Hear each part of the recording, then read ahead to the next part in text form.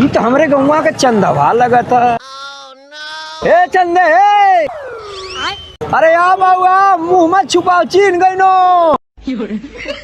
अरे गौरव भाई, कभी चंदे तक कैसन भचक के चलत रहले आई अपन हालत तक कैसन बना ले इतना पैसा कैसे रे भैया?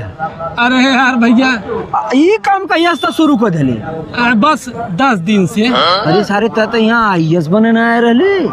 हाँ, लेकिन का करे यार भैया, 1 महीना जब से कुंभ चले ना तो कोचिंगिया बराबर ना चलत रहा।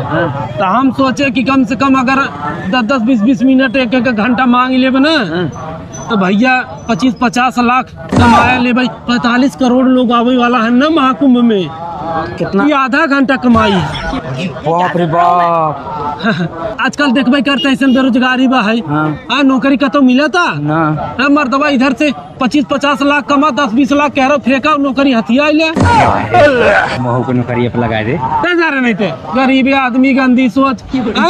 देखे ना सरवा गाँव के कमाइया लड़कियां तुरंत सरौर हिरके जागे तो ना सारे को पुरानी आदत जाए ना।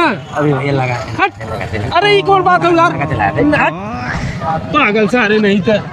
आधा घंटा में 1200। गौरव भी घरे ना जाए, यही भीख मंगिया।